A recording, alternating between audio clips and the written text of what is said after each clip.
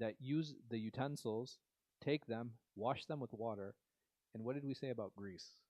With Dawn, I'm getting 99% off. With water, how much of am I getting off? I get off a majority of it, but I'm not going to get off all of it. And not just that, by agreement, mushrik meat, mushrik slaughter, what is the ruling? If I have a Hindu who sacrifices a cow, can I eat that cow? No, absolutely not. And what is the ruling on that meat? It is haram. It is najis. It's impure. And that is the meat that the mushrik Arabs were eating. And the Prophet ﷺ said, yeah, you can use their utensils, but you have to wash it. Meaning, do the best you can in removing it. But what's going to happen? There's going to be remnants, and there's going to be some film that stays. And why did Allah subhanahu wa ta'ala do this? Why did the Prophet ﷺ teach in this way? Because he wanted to teach us there is a tolerance. There's no zero tolerance in the Sharia. It's impossible. You know why? Because it's impossible to live like that. Absolutely impossible. There have to be tolerances for things. So this not only applies to purity, not only just to worship, even to certain transactions. Is it possible to have a zero tolerance policy when we go and do business in the world today? Impossible. I have to have some tolerance. Now, where do you set that tolerance, right? That's a discussion I'm willing to have. Should it be 95? Should it be 90, 85, 80? What does that look like? That's okay. I'm fine with having that discussion. But it's definitely more than zero, right? It's definitely more than zero. And this is how Islam is. Islam has never been a zero tolerance religion. There has to be some element of tolerance. Otherwise, there's no way for us to deal with each other. There's no way to navigate life. There's no way to navigate transactions. There's no way to navigate worship. Did I pray 3 rak'ah? Did I pray 4 rak'ah? Like, man, did I pray dhuhr? Right, this doubt that can actually overtake and consume a person is one of the things that can happen here when we try to overcorrect. When we constantly give value and give credence to some of these thoughts. The other side, it's working. What's going on? Okay. To focus on dhikr. So if a person is just constantly making dhikr and not worried about whether the shaitan is going to do waswas or what, it's like, no, you know what, I'm working, I'm doing my thing. Eventually what can happen? So he says here that his heart will be consumed by the remembrance of shaitan. And we had touched on this last time. What does he mean here? Riya. Good. That if a person is just making dhikr for the sake of making dhikr, eventually what's going to happen? Riya is going to enter his actions, because we always, as human beings, need to be motivated and we need to be pushed to do things. We're always going to have something that pushes us to work. And that push can be from Allah subhanahu wa ta'ala, and can be spiritual, or it can be worldly. And what is the benefit of me doing dhikr in front of people? People, what will they think about me? It's like, he's so pious. And because he's pious, I want to help him. I want to take him out to eat. I want to support him. I want to do X, Y, Z, right? So there is a worldly benefit in these things, because people will start thinking and assuming things about me. And that is what the danger of riya is. So the truth concerning this is that an individual always has to be vigilant, and we remember Allah subhanahu wa ta'ala in parallel, right? These things can always move hand in hand. You cannot have one without the other. So Imam Ghazali, he closes this chapter into the section saying that when one sleeps and they have a task in the morning, they keep in mind the task they must wake for, so they might awaken a few times during the night. So what do you guys think about that example? What is he saying here? And why did he bring this example? Huh? It's very true. Right, if I know I have an interview in the morning, what's going to happen? Right? I'm going to have like 10 alarms, right? Or if I have to meet someone, if I have to go somewhere, if I have to catch a flight, right? There's so many efforts that we'll make. And how relaxing will that sleep be? Right? It's not going to be very relaxing. And he's basically saying the same thing about living our life in this world, that we should never be too relaxed. We should never be too comfortable. Because getting too comfortable and too relaxed, we create a very easy pathway for shaitan to enter our nafs and to start tainting our deeds. Second example, he says the example of the heart is like a well intended to be purified from dirty water so that pure water can gush from it. So this is like if you have water, right, and you have a filter that's attached to it. What is the purpose of the filter? Right, to take out the impurities. So he says here that the one preoccupied with the remembrance of shaitan, he'll leave the dirty water in. Like he becomes so obsessed with where the water is coming from, instead of actually doing something to purify it. He's so obsessed with where the water is coming from. What kind of water is coming in if you just keep focusing like that? It's dirty water, right? Because you're not doing anything to actually filter it. And he says the one who combines between the remembrance of shaitan and the remembrance of Allah has removed the dirty water from one side but left it flowing from the other, prolonging their efforts, and the well does not dry from the dirty water. And he says the last one, the insightful one is the one who blocks the path of dirty water and fills it with pure water. So when the dirty water comes, they repel it with a cork and a barrier without any effort or struggle, burden, or extra exhaustion. So basically what he's saying here is that in order for us to clean this vessel, that is our heart, what do we need to do? What is the strategy that he's suggesting with this example?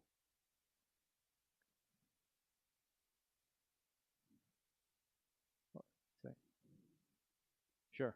So he's using the example here of how to make a clean well, right?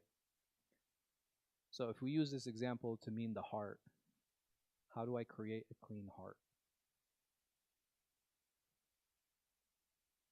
Okay, first by actually taking out all the filth. And what is some of the filth I want to remove from this well? Sins is one. What else? Riyat, like jealousy, showing off, anger, backbiting, arrogance. Because once I remove those, what can I replace it with? I'm sorry? With good habits, with good deeds. I can replace it with courage. I can replace it with piety. Right? I can replace it with patience. I could replace it with like servitude. Like there's so many things, because once the vessel is clean, it's so much easier to keep it clean, right? Because you can see through it, and that's how the heart is, and subhanAllah, the heart it really is an amazing container, that it's so easy to pour good things into our hearts.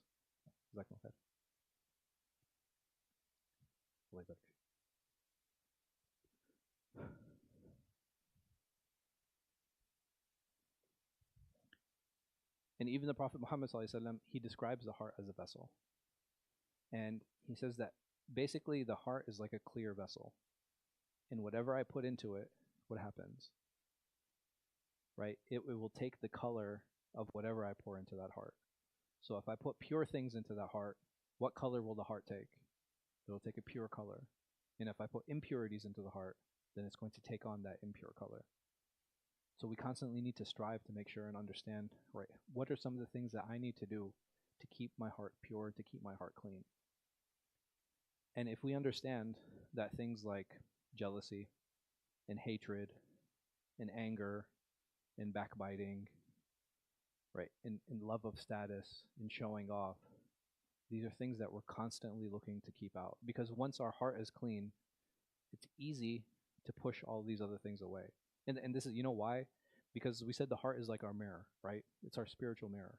When we look into that spiritual mirror, it should be, every time I look into it, what should I be seeing? I should see myself. Every time that I look into it, because the moment there's a blemish, what can I do? I can fix it. It's the same thing, right? It's the same thing with the physical mirror, right? The physical mirror, when I look into it, I wake up, I might have like a little bit of drool on my face, right? Or like I might have a blemish or something. It becomes that much easier to clean. And the spiritual heart is the same way. The spiritual mirror that Allah subhanahu wa ta'ala has given us. In the moment how do I know that this is starting to get dirty and foggy? What do I start seeing? I'm sorry? Okay. But what am I going to see? I'm going to see something instead, right? So when a physical mirror becomes foggy, I can't see anything. The mirror is useless. Yeah? So the spiritual mirror, how do I, and I know when it becomes like the physical mirror, I know when it's useless. Why? When I can't see my reflection anymore. The spiritual mirror, how do I know it's getting foggy and it's getting dirty? Okay, I definitely, I can't see myself, but who can I see now? Huh? The shaitan. I start looking at others, right? Because it's no longer looking at me. Well, guess where it's looking at? It's looking at other people. Oh, look at how he's praying. Look at how he's standing. Look at how she's dressed. Look at them going at this place. Oh, the people who do this are like that, and the people who do this. All of a sudden, guess who the only person I'm not talking about? I'm not talking about myself anymore. And what does the shaitan want me to do? He wants me to be distracted. He doesn't want me to focus on myself. He doesn't want me to better myself. And we'll find that the source of bettering our relationship isn't the focus on fixing the people around us. And if I try to do that, how successful am I going to be? Like, I'm not I could be successful at all, right? It's kind of like worrying about other people's health. Like, you know, have you met those people? Like, you know, they're constantly worried about, oh, you know, you shouldn't eat this and you shouldn't do that and you should do this and you should do that, right? So what happens? Like, if I have that person who's constantly telling me what to eat and how to, you know, how to think and how to work and how to exercise, what do I do with that person? I just avoid them. That's all I'm gonna do. I'm just gonna avoid that person. Be like, you know, I'm good. I don't need to hear all this. Because the reality is it's not possible to worry about someone's health more than they worry about their own. Right? You just can't. That's not a realistic and it's arrogant for me to think that. And it's the same thing with spirituality. I can never worry about someone else's spirituality more than they can worry about theirs. Can I help? Absolutely. When should I help? When they ask. Simple. Right? It's not that difficult. And if I feel that person is shy to ask, what can I do? Hmm? All right, I need to build a relationship, that's for sure. No doubt. Okay, I built a relationship, now what? How do I throw it out there? I'm sorry? Ask. Same thing. It's like, hey, I noticed such and such. Is it okay if I, right? And that's it. That's all it takes. And many times, because the moment I receive permission, what can I do? I can walk through the door. But if I don't have permission, what happens? The door is just going to get, right? It's going to get slammed in my face. SubhanAllah, I get so many calls like, oh, hey, can you talk to my wife? Or hey, can you talk to my son? Or can you talk to my husband? Or can you talk to my father? My answer is always like, sure, I have no problem doing that. But I also don't have a problem getting the phone slammed in my face. Why? Because the moment I intrude on someone else, what can they do? I didn't ask to talk to you. I don't care who you are, right? Because I didn't seek permission. But if someone makes an appointment with me, what happens? It becomes a lot easier because they're the ones that open that door. So learning how to deal with people and how to engage with them, like all it is questions. That's it. And the questions can be one of two ways, right? I can ask that person the question or the person can ask me the question. This is the easiest way to engage with people. This is the easiest way to give advice. It's the easiest way to be non-confrontational. But me coming up and walking up to someone and be like, hey, you need to da-da-da-da-da, or you need to understand da-da, what are the chances of him listening to that? Zero. It's like a 0% chance. And not just that, what is pushing me to speak to him in this way? It's my own arrogance, subhanAllah. Like, it's my own arrogance. Why? You need to listen to me. Why? Because my opinion is so important. Right? I'm right. You need to listen to me. It's so sad. It's so sad how many of us fall into this and how from all the shaitan had to do was a whisper. Man, that's a really good idea. How come they're not listening to you? We really need to listen to what you have to say because what you have to say is so important. What I have to say is like the most important thing in the world, right? Allah Mustaan. Look how the shaitan tricks us. And look how he takes advantage of us. And we think we're doing good, right? No, well, the Prophet ﷺ, he told me to command the good and forbid the evil, right? He told me that this is what I have to do. Do I know for sure that what I'm doing is commanding the good and forbidding the evil? And even if I am, is this the way the Prophet ﷺ told me to do that? Did he ﷺ do it like that? No. So what gives me the right? Do I have have I been given a higher status or authority or position than the Prophet of Allah sallallahu alaihi wasallam? That he didn't do it and I'm going to be the one to. It's like, no, he missed that one. A'udhu billah, hasha. And if we talk about the prophetic model, we talk about the prophetic lifestyle, we talk about prophetic engagement, we talk about prophetic relationships. Look at how he engaged. Look at how he dealt with people. Is this how he won people's hearts? If we want to win people's hearts, then we need to engage in the way that he did, by showing care, by showing love, by asking questions, by showing humility. SubhanAllah, I had a young man, he came up to me. He was like, he had gotten into a fight with someone else. He's like, should I apologize? He's like, I spoke to him, but should I apologize? And I was like, you will never lose by apologizing, even if you're apologizing again. Because it's a sign of humility. And learning how to be humble and learning how to apologize, that is the prophetic model. It's amazing, hadith Sunan Abi Dawud, where a companion came to the Prophet ﷺ, and he said, Ya Rasulullah, when you were hitting your animal to make it go faster, you hit me.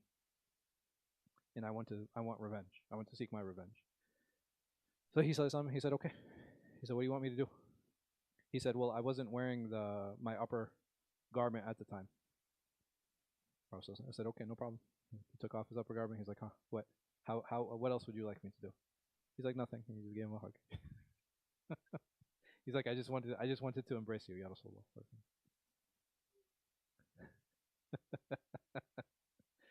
But I'm saying, subhanAllah, the lesson in that for me is, man, it's not just the fact that, oh, I'm sorry, right? That wasn't it. How would you like me to apologize?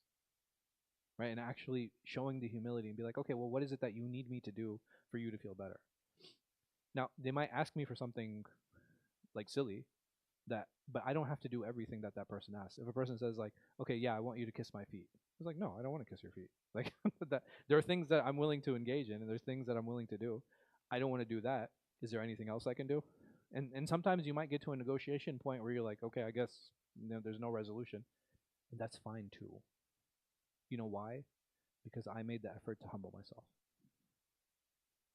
And once I made the effort to humble myself, that is what Allah subhanahu wa ta'ala expected from me. And if the other person is asking for too much, then they're asking for too much. I'm not accountable for that. I'm accountable for my actions, and I'm accountable for my efforts. So, are there situations and cases where I can show off? I don't want to use the word show off, but are there situations where I can show my actions publicly? Do you think that there are exceptions where I should publicly do a deed? Sure. What are some situations that you guys can think of off the top of your head? Yeah. Okay. So what would be the purpose there? Okay, to teach, right? So I think we can expand that to all teaching situations. So if there's an opportunity for me to teach someone something, I should do it publicly. So, right, I can't go and do it privately in my room, right? that person's not going to learn. So teaching is a good space. What else? Giving dawah. Okay, I mean that's teaching too. What else? Is that the only time? Just to teach? Huh? To motivate other people. Beautiful, right? That's excellent. And these are just a couple examples we can think off the top of our head. Inshallah, we'll talk about more. In general, when it comes to actions and deeds, it's usually better to do deeds in public or in private. In private, usually, right? That's the go-to. If I doubt, like, hey, should I do this in public and private? I should probably lean more toward doing it privately. Why? Riyah, right? So I don't fall into riyah, right? That's one of the reasons that I want to avoid that. So if I know, they're always keeping in mind that there's a danger of riyah when it comes to actions. It will always allow us to err on the side of caution and to try to make sure that we're doing as many of our deeds privately as possible. Hasan al-Basri, rahimahullah, he said, Muslims have come to know that secrecy safeguards both acts, but there's also benefit in public display. So he says the same thing, right? It's good to do things in secret, but there are situations where you can do things in public. And this is why Allah subhanahu wa ta'ala praised both secrecy and showing in his statement, إن تبدوا الصدقات فنعما هي وإن تخفوها وتؤتوها الفقراء فهو خير لكم. If you give charity openly, it's good. So over here, Allah subhanahu wa ta'ala, how does he describe giving publicly and openly? He says it's good. If it was bad, they wouldn't have said that. They would have said it's bad. Don't do that. Only give it privately.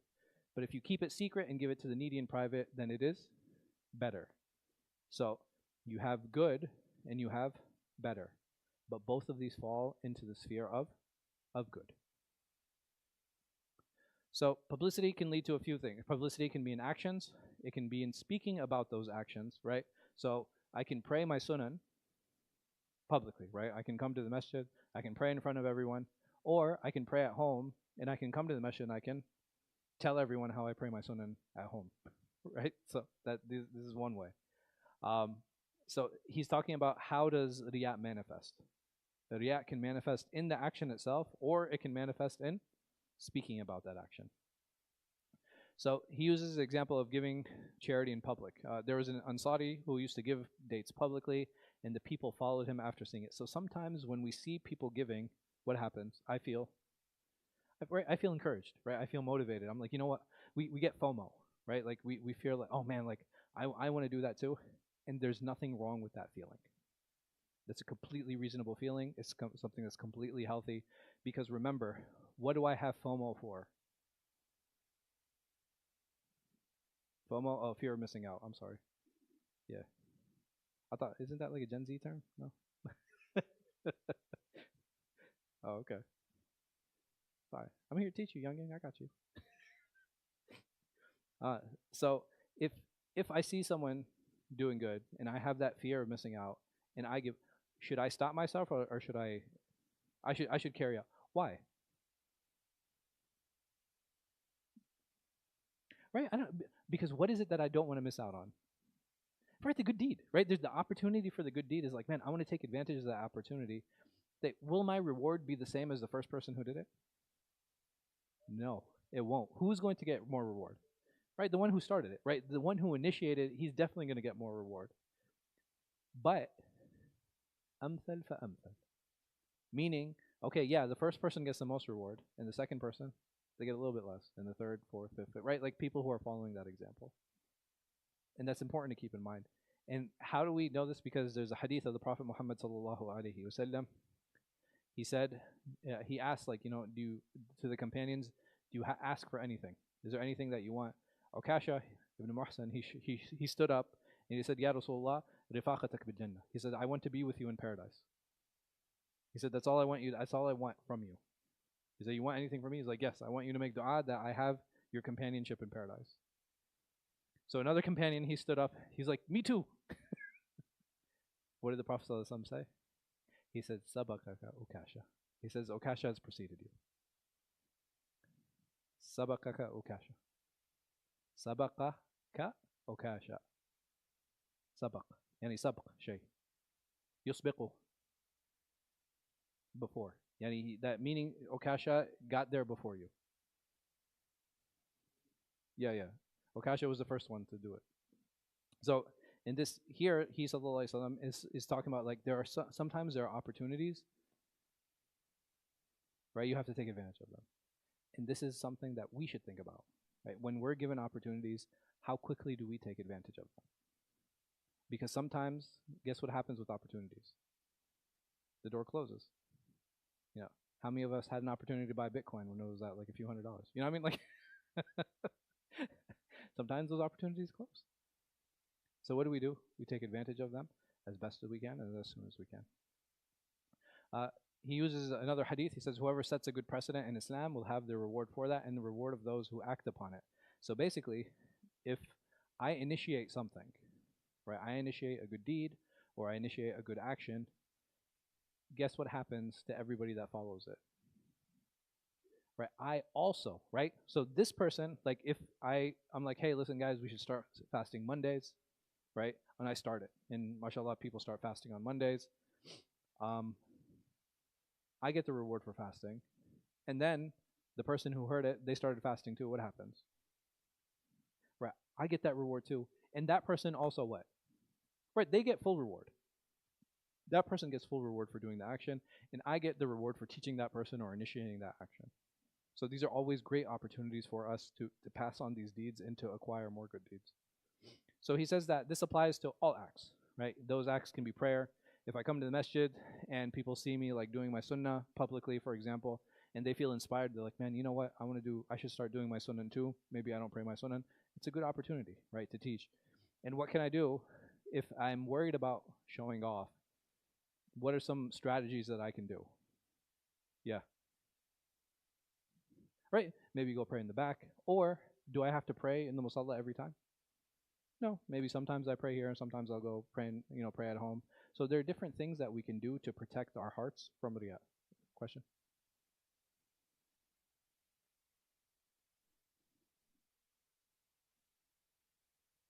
Absolutely. So all of this is based off attention. There's no doubt about it. Is it possible that somebody regularly prays their sunnah in the masjid in front of everyone and they're completely unaffected? Absolutely. Right? There's no doubt about that. The only thing that we're saying is that it's important to be wary of our intentions and that, listen, yes, inshallah, I don't doubt that people's intentions are pure, but I myself, what should I do? I should do the best I can to protect my intention. And what is the easiest way to protect my intention? Doing it secret. Absolutely. It doesn't mean I have to do everything secretly, right? But if I have an opportunity, like if I have an opportunity to do something publicly or privately, I should always lean toward private. It doesn't mean that I'm not going to do things publicly, but I should definitely have a lean in that direction. So he's saying that this can apply to prayer, fasting, making hajj, jihad, other things. Even though this, where do we see this most? We see it most in charity, right? In giving charity. Like this is one of the more public things to do. Hajj is tough too. Why? Right? It's such a public action, right? Like Hajj, subhanallah. Even the way we start Hajj is like labbaik Allahumma bi Hajj, right? Like I make a vocal proclaimment that I'm making Hajj. I'm wearing ihram, right? Everybody who sees me, they know I'm making Hajj. I'm walking around saying labbaik Allahumma labbaik, right? Like, everybody knows that I'm Hajj. So Hajj is a tough one, right? Hajj is a tough one to like because you just can't do it. You can't. There's nothing you could do to make it private. Like that is the idea behind Hajj is that it is a public action. It is a public show of devotion. It is a public show of worship. That is one of the goals and the purposes behind it, and that you see so many other people there. So here he gives the example of the mujahid, right? So you have this warrior. He's preparing to go for battle. He prepares his equipment. Um, and the problem is that can I fight privately? Right? Right? This is something, it's public, right? Engaging in warfare is a public action. This is something that happens publicly, and it's not something that can be hidden. And but if I'm preparing for it, is this a does this necessarily lead to riyah? No. It's the same thing if I'm preparing for Hajj.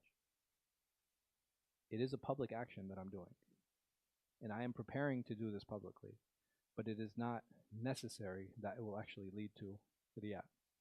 And he mentions this because there's a very famous hadith of the scholar, right, of the alim, the qari, and the mujahid. And I'm sure many of you are familiar with it. That these people, they will stand in front of Allah subhanahu wa ta'ala. And they said, Ya Allah, I became a scholar, I became an alim because I wanted to worship you better. And Allah subhanahu wa ta'ala, he'll say to him, Kadab, you lied. And he'll be thrown by his face into the hellfire and saying that you were called you became a scholar so that the people would call you a scholar. And the same thing is said about the Qari and the Quran and the Mujahid. And why these three jobs or positions specifically? Because of the spiritual reward that's tied to them. And in Islam, anything that has a very high reward, it also has a very high risk or punishment. It's a very double-edged sword. Nobody asked you to take this path. Nobody asked you to study the Quran. Nobody asked you to prepare to go and fight. Nobody asked you to go and study. These are decisions that you make on your own, and there are risks associated with those decisions. And it's very important to be cognizant, especially in these positions, to make sure that you do not fall into riyah.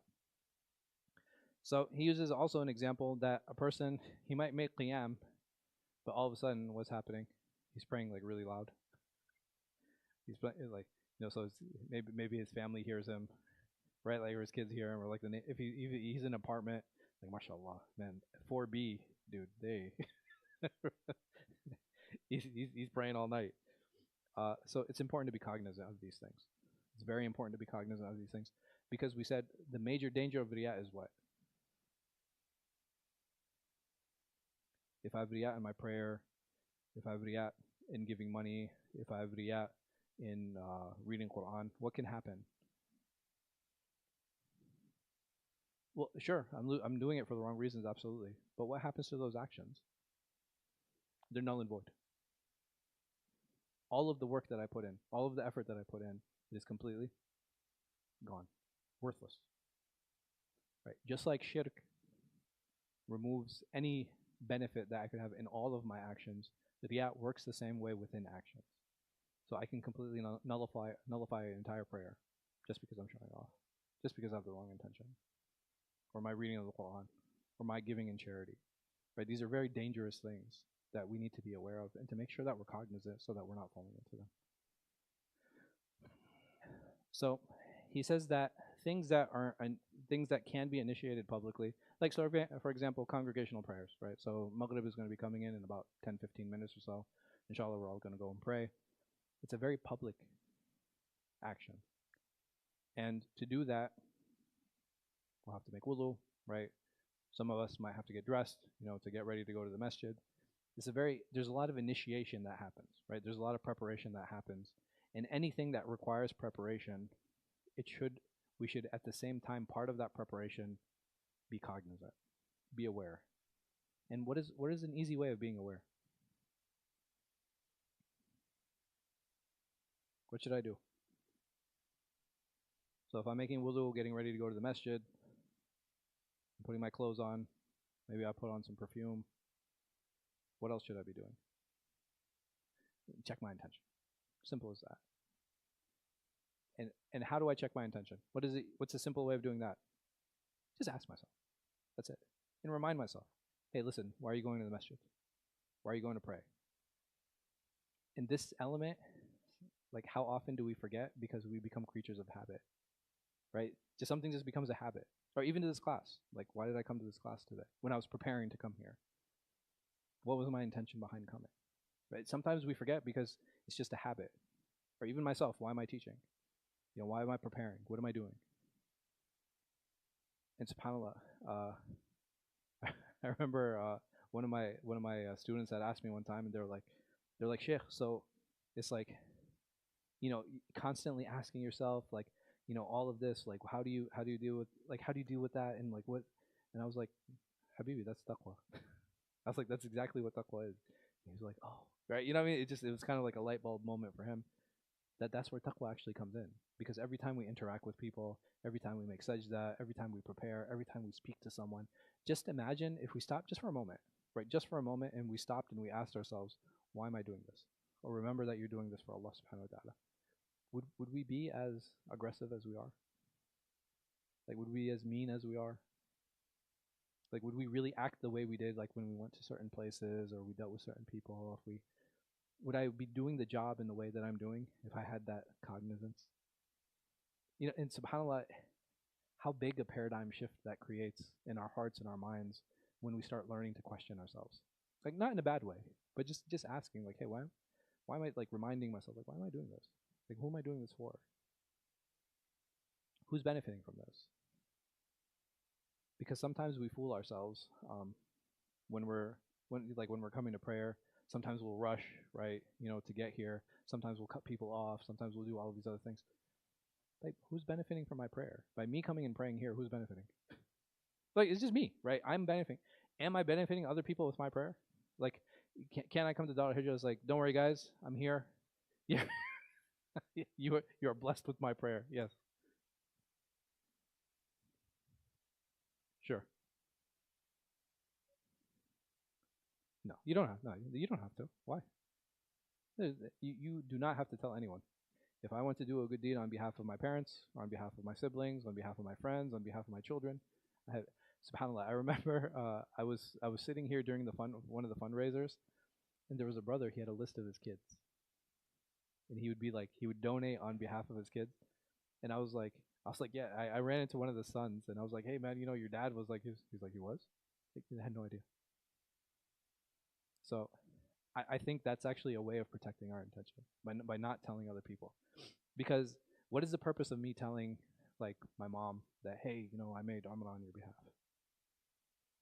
Like what benefit am I getting by telling her that? Like she might feel happy, like, oh, thank you, I was, I was ill and I was hoping somebody would do it on my behalf. I didn't get the opportunity. But in other situations, like if I'm giving money on their behalf or I'm doing something else, it's not necessary to tell them.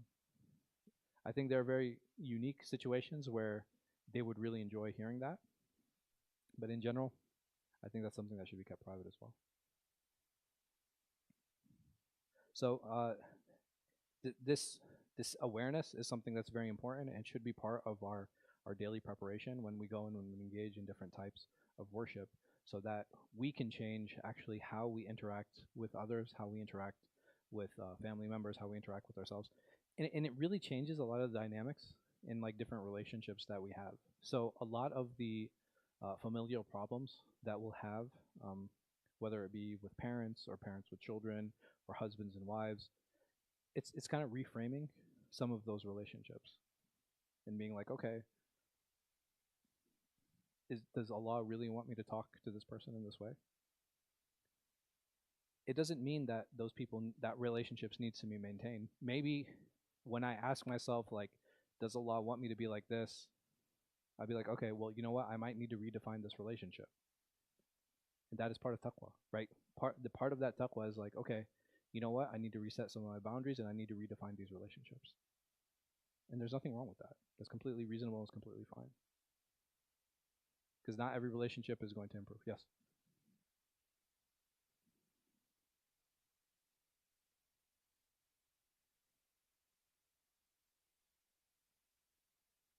It will be affected. But that's part of being honest with ourselves. Sometimes we'll have been friends with someone for like a decade, right? And then we realize, like, man, this person's like really toxic. This person's not helping me. This is not helping my deen. What do I do? Yeah. And that person might be like, hey, listen, what's going on? Like, yo, we used to hang out all the time. It's like, listen, man, like I just feel like we're at different places, and where I'm trying to go, I don't feel like that's helping me get to where I want to be. Is it gonna hurt? Yeah. And I think some of it has to do with this. We fear pain, like we fear discomfort, we fear pain, but it's not something that we should be fearing. I'm not saying like go, become a masochist and we start hitting. No, right? Like we shouldn't hit ourselves. But and I'm not saying we should, quote unquote, enjoy pain, but we have to understand that pain is something that's normal. It's part of our gauge with the world around us, right? So we use happiness, we use sadness, we use anger, we use pain, and sometimes the best way to move forward is really to embrace that pain. Um, a good example that I like using, that even myself, um, when I first moved from like a BMX bike to like a mountain bike, it was kind of big for me. Um, I cut my knee open like pretty bad, like on the chain guard. So it was like literally like a mouth, like a frog mouth. Um, After it got stitched up and it healed, what do you think I did? I got back on the bike. It hurt, right? Like, I still have the scar, but it hurt, but it's okay, right? Guess what? Didn't happen again. I made sure I didn't fall the same way. I made sure I wasn't like looking, weird in weird angles when I was riding. And I'm done. Not to say I didn't fall off the bike again. Like I fell off my bike many times, but I didn't get the same. It wasn't the same type of hurt. And sometimes there are things that are out of our control. But I think understanding that embracing pain is part of growth is something that's very important. And who are the people who receive the most pain? I would put the Anbiya, right? The prophets and the messengers, they receive the most pain during their prophethoods. Yes. Yeah. Muhammad Rasulullah sallallahu alaihi wasallam. no doubt, no doubt. Second after, wallahu alam. I don't know. I can't say. Maybe like the ulul azm in general, like so the great prophets. I would say in general, after the Prophet Muhammad sallallahu alaihi wasallam. Um, but and subhanallah, huh? Maybe Ayyub alayhi salam. You know, there a lot of them. They receive pain in different ways, and the question then becomes, okay, yes, they received a lot of pain, but what was the fruit of it? They were the best of mankind, and I'm sure all of you are familiar with the statement like pressure creates diamonds, right? And when you want to talk about diamonds amongst human beings, you know, at the top of them is Sayyidina Rasulullah sallallahu alaihi wasallam. There's no doubt about that. And why?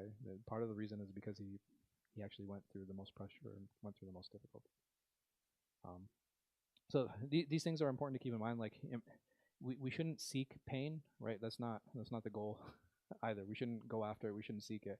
But if it ever happens, whether it be in a relationship or otherwise, what do? We embrace it and kind of move on. Like I'm sure all of us have lost someone at some point in our lives, right? You know, whether it be someone close, somebody who we love, somebody who we cared for, and those things are normal, right? That thing's healthy. Like I lost I lost my maternal grandmother. It's probably been 15 years or so. Well, guess what? It still hurts, right? But that pain is a part of me, and it's one of the ways I remember her, and that pain reminds me of who she was and like how much I cared for her, how much I loved her. So is pain always a bad thing? No, I don't think so. I think pain can help us remember certain good memories too and good things. The problem is we always associate it with bad when we have to realize like no, there are painful memories that we look back and we can look back on and have like a happy memory that's associated with it too. So you use it like it's part of the tools that Allah has given us, right? So like the happiness, sadness, anger, pain, like these are all tools Allah has given us to help us kind of engage with the world around us. And we have to understand how to use those tools to better our relationships with others and better our relationship with Him Azza wa Jal. But we ask Allah subhanahu wa ta'ala to give us tawfiq. Next week, because of Eid, there'll be no class. For those of you that don't know, Eid, inshallah, is going to be on Sunday. Saturday is going to be Yom Arafah, so please remember to fast, inshallah. But Eidikum Mubarak, inshallah. May Allah subhanahu wa ta'ala make all of your Eids blessed, and I will see you guys in 2 weeks, inshallah. Fast on Arafah, yes, inshallah. May Allah accept. Yeah, okay, this is a good question. I received this question from a few people. It's like, okay, well, what if Yom Arafah falls on a Saturday? A lot of people, they use a hadith in Sunan Nasa'i where the Prophet sallallahu alaihi wasallam, he said don't fast on Saturday even if you could find like the root of a tree. There's khilaf on the authenticity of this hadith. Number one, that's the first problem. The second one is even with such a strict wording from him sallallahu alaihi wasallam, it is still very likely and possible that he intended karaha, that he intended that it's disliked, and it's only disliked if you're doing it for no reason. Like you just like, hey, you know what? I'm gonna fast today. Like, what if I have a very good reason like Arafah? So I encourage everyone to fast, inshallah. May Allah accept. Subhanaka wa bihamdika wa ashhadu an la ilaha illa anta astaghfiruka wa atubu ilayk. Jazakumullah khair.